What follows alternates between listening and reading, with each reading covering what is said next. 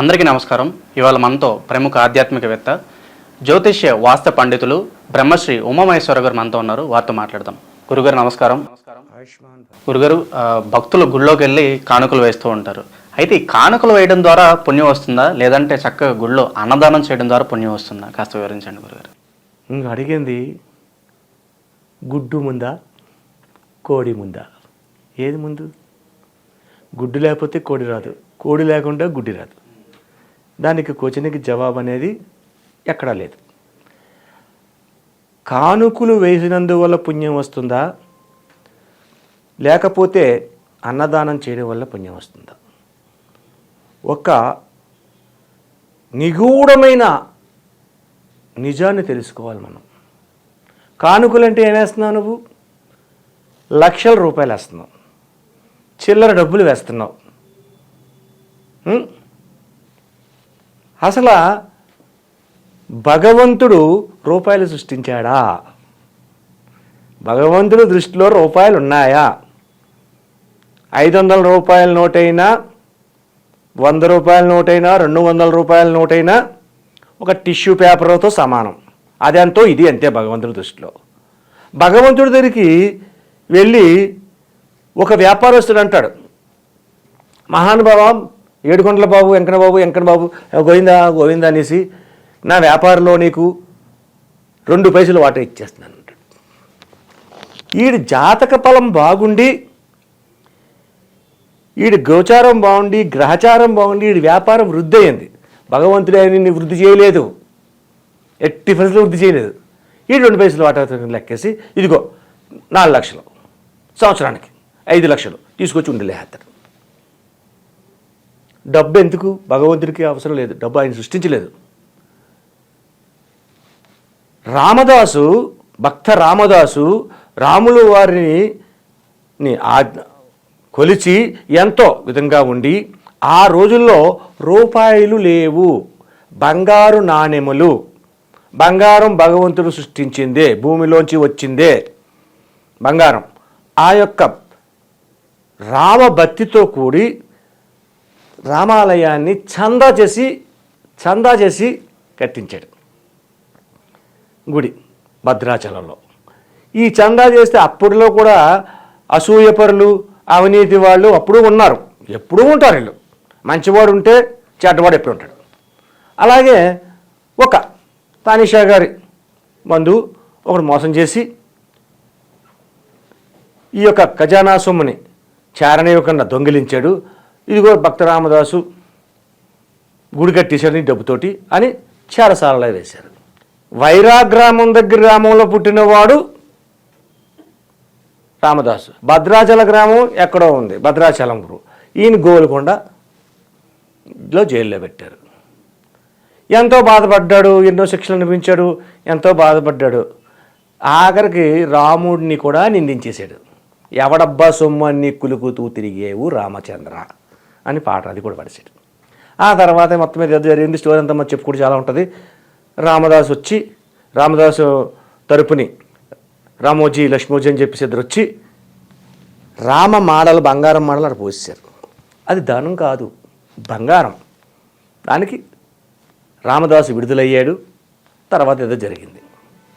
సరే, మనం తిరుపతి హుండీలో లేకపోతే ఇంకో హుండీలో లెక్కేస్తుంటే ఈరోజు స్వామివారి ఆదాయం 3.80 లక్షలు, 3.8 కోర్స్ అని చెప్తున్నారు, లక్షల్లో చెప్తున్నారు. సరేనండి, నేను ఒక మాట చెబుతున్నాను, పెద్దలైన వారు మన్నించండి తప్పైతే. ఆకలితో అలమటించిపోతున్న వాళ్ళు ఉంటే ఈ రోజునాడు వాళ్ళకి పడికడి అన్నం పెట్టడానికి మనసు రాని వాళ్ళు ఎంతోమంది ఉన్నారు. నిజమైన ఆకలిని తీర్చడమే మానవత్వం. దైవం మెచ్చేది ఏంటి? ఆకలిని తీర్చు. అంతేగాని ధనాన్ని ఒక వ్యక్తి ఉన్నాడు, ఒక బంధువు ఉన్నాడు, ఈడు కోటీశ్వరుడు, వాడి దగ్గరికి వచ్చాడు. మిత్రమా, నా పరిస్థితి బాగాలేదు, ఏం చేయాలో అర్థం కావట్లేదు, నా జీవితాన్ని సరినెత్తుకుని నా పెళ్ళం బిడ్డలు పెంచుకోవాలి, నాకు కొద్దిగా ఏదైనా సహాయం చేయన్నాడు. ఏదైనా సహాయం చేయన్నాడు. సరే, ఒరే బాధలో ఉన్నాను కదా, ఈ 10,000 పట్టుకెళ్ళి, ఈ 10,000 పట్టుకెళ్ళి ఏదైనా చేసుకుని వృద్ధి చేసుకో అని ఇచ్చాడు. ఈ వ్యక్తి ఏమైంటాడు? పక్కకి వెళ్ళి ఏమంటాడు? నాలంటుడి దగ్గర నీలంటుడి దగ్గరికి వచ్చేమంటాడు, ఎదవా 10,000 ఇచ్చాడు, ఈ రోజుల్లో 10,000కి ఏమొచ్చేస్తుంది, ఏం వ్యాపారం చేసాను, కనీసం మిరపకాయ బజ్జీలు కూడా వ్యాపారం కూడా రావు కదా అని అంటాడు. అదే 1,00,000 ఇచ్చాడు, ఈ రోజుల్లో 1,00,000 రూపాయలకి ఏమొచ్చేస్తుందని 1,00,000 2 అక్షరాలు తప్ప అంటాడు. 1,00,000 ఇచ్చినా అంతే మాట అంటాడు, 10 కోట్లు ఇచ్చినా అదే మాట అంటాడు. ధనానికి ప్రాముఖ్యత మానవులలో కానీ ఎవ్వరికీ లేదు. మానవుల్లో ప్రాముఖ్యత లేదు. ఆశ, ఎంత సంపాదించాలని ఆశ. అన్నం పెట్టు, ఆకలిగా ఉంది, అన్నం పెట్టు, కూర్చోబెట్టు, అన్నం పెట్టు. ఎంత తినలో అంత తినగలడు, అంతకు మించి తినలేడు. ఒరే బాబు ఇంకో 2 నీకు దండం రావు, నా పొట్ట చెక్కలు అయిపోయేలాగా ఉంది, నేను పొట్టకేసి కట్టుకోలేను, ఇక నేను తినలేను, నాకు సంతృప్తి అయిపోయింది, నాకు కడుపు నిండా అన్నం పెట్టావు, సంతోషం, ఆయుష్మాన్ భవ అని దీవిస్తాడు. ధనాన్ని ఇస్తే మానవుని యొక్క ఆశనే తీర్చలేపాడు. భగవంతుడికి ఏమిస్తాడు? భగవంతుడికి కోరికేస్తాడా? ధనాన్ని ఇస్తే. అన్నదానం చేస్తే వచ్చే ఫలితం వేరు, ధనదానం చేస్తే వచ్చే ఫలితం. ధనాన్ని దానం చేస్తే నష్టాన్ని కొనుక్కు తెచ్చుకున్నావు నువ్వు. ధనాన్ని దానం చేస్తే దేవుడికి ఇచ్చినా నువ్వు తీసుకున్నావు. దేవుడికి ఏమండి, దేవుడు గురువుగారు దేవుడికి ఇస్తే దొంగతనం ఎలాగైంది, నా పాపం ఎలాగైంది అన్నట్టు. ఏమండి, ప్రతి దేవాలయాల్లోని హుండీలో వేసిన ధనాన్ని సక్రమమైన ఖర్చులు పెడుతున్నారా? సక్రమంగా వినియోగిస్తున్నారా? సీసీ కెమెరాలు ఉన్నాయి, ఈ జేబులు వేసుకుంటే చూస్తాడు, పట్టేస్తాడని తీసుకెళ్ళి చెరసాలలో వేస్తారు. అది జరగదు, రైటే. ఈ ధనాన్ని తీసుకెళ్ళి ఏం చేస్తున్నారు? అన్నాన్ని వండడానికో లేకపోతే సంక్షేమ కార్యక్రమాన్ని చేయడానికో ఖర్చు పెట్టడానికి ఇస్తున్నారు ఆ ధనాన్ని. ఆ సంక్షేమ కార్యక్రమంలో చేసే నేతలు ఏం చేస్తున్నారు? 20 లక్షల రూపాయలు చూపించి 5 లక్షలు నొక్కేస్తున్నారు. దేవుడికి నువ్వు వేసిన కానుకల వల్ల, దేవుని ద్వారా చేసిన దొంగతనం, చౌర్యం వల్ల నీకు పాపం వచ్చిందా, పుణ్యం వచ్చిందా? పాపాన్ని మూటగట్టుకున్నావు. ఆ పాపాన్ని చిత్రగుప్తుడు రాసేస్తున్నాడు. పాత్రరికి దానం చేయాలి, అపాత్ర దానం చెయ్యకూడదు. పాత్రరికి దానం చేయాలంటే ఏంటి? దేవాలయంలోకి వెళ్ళండి, అన్నదానం. అక్కడికి వెళ్ళిన తర్వాత స్వామివారికి అన్నప్రసాదాలు వండుతారు కదా, ఇగో బియ్యానికి ఇంత అని ఇచ్చే కంటే, ధనం ఇచ్చే కంటే బియ్యాన్ని అందజేయండి. ఈ బియ్యం అడుగులు అమ్ముకోలేడు ఎవడన్నా. ధనాన్ని ఇస్తే ధనాన్ని జేబులో వెళ్ళిపోతాడు, లెక్కలోకి రాదు. కూరగాయలు ఇవ్వండి, పప్పు ఉప్పులు ధాన్యాలు ఇవ్వండి, పప్పులు ఇవ్వండి, కందిపప్పు ఇవ్వండి, పెసరపప్పు ఇవ్వండి, శనగపప్పు ఇవ్వండి, మినపప్పు ఇవ్వండి, పంచదార ఇవ్వండి, నెయ్యి ఇవ్వండి. ఇదంతా దాన విధానంలో దైవ కైంకర్యం అంటారు. అన్నదాన విధానం ఉన్నది.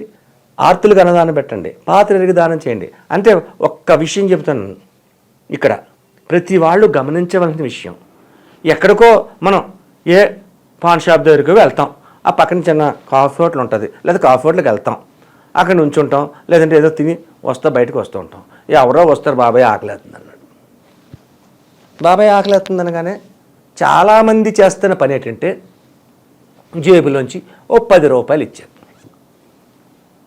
ఏమండి, 10 రూపాయలు పెడితే ఒక టీ తెప్పించి, ఈ రోజుల్లో ఒక టీ తెప్పించి తిన్నాక ఏమొస్తుందండి? టీ తాగితే ఆకలి తీరుతుందా? తీరదు. అప్పుడు ఆడేం చేశాడు? ఒక 10 మంది దగ్గర అడిగాడు. 10 మంది 10 బదులు ఇచ్చారు. 10 బదులు 100 అయ్యింది. ఈ 100 ఇచ్చాం కాబట్టి మనము ఈ 100 పట్టుకెళ్ళి ఆడు భోంచేసి హాయిగా చెట్టు నిండా పడుకున్నాడు అనుకోండి, మనకు పుణ్యం వచ్చేసింది. ఈడేం చేస్తున్నాడు? ఆ పక్కనే ఉన్న వైన్ షాప్ దగ్గరికి వెళ్ళిపోతున్నాడు. ఈ 100 పట్టుకెళ్ళి రూపాయలకి కాస్ట్లీ వైన్ ఏమీ రాదు, చీప్ లిక్కర్ ఏదో వస్తుంది, అది తీసుకుంటాడు. ఈడైనా తిన్నాడా కడుపులోని? తినలేదు, ఆకలి గడుపుతూ ఉన్నాడు అంటే ఆత్రంగా అది కాస్త పుచ్చుకున్నది రోడ్డు పక్కన పడిపోయాడు. మనం చాలామందిని చూస్తున్నాం రోడ్డు పక్కన పడిపోయిన వాళ్ళని చూసి, అయ్యో రోడ్డు పక్కన పడిపోయాడు ఎవడో తాగేసి, పోనీ చారదీసి కూర్చోపెట్టి సేవ చేద్దాం, మంచిని చేద్దాం అని ఎవడైనా అనుకుంటాడా? ఎవరు అనుకోరు. తిరిగి అంటాడు వేద తాగేసి పడిపోయాడు అని పక్కనే వెళ్ళిపోతాడు. కర్మకాలి చచ్చిపోయాడు.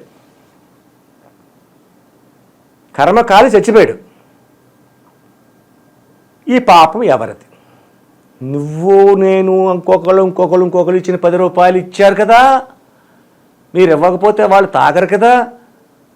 కాబట్టి 10 రూపాయలు ఇచ్చినందువల్ల ఆ తాగావు కాబట్టి ఆ చిత్రగుప్తుడు ఈ 10 మందికి ఈ పాపాన్ని రాసి యమకోపంలో యమశిక్షణ గరుడ పురాణం పద్ధతిలో విధించుతారు. ఇది దేవాలయంలో దానము చేసేది ఎందుకంటే అన్ని దానముల కన్నా అన్నదానము మిన్న అన్నారు. కాబట్టి అన్నాన్ని దానం చేయండి. దేవాలయాల్లోనే కాదు, ఎక్కడైనా సరే. మీరు దేవాలయంలోనే చేస్తే పుణ్యం వస్తుందని కాదు, బయట చేయండి. అన్నార్థులు ఉన్నారు, చాలామంది ఉన్నారు అన్నార్థులు. పాత్రకి దానం చేయండి. మనం దానం చేసే అన్నాన్ని దానం చేస్తే అన్నం తింటాడు. అదే ధనాన్ని దానం చేస్తే మద్యాన్ని సేవిస్తాడు. కాబట్టి అన్నాన్ని దానం చేయాలంటే అన్నం వండి పెట్టండి, 4 కూరలు పెట్టండి, 2 పచ్చలేయండి. ఎంత తింటాడు?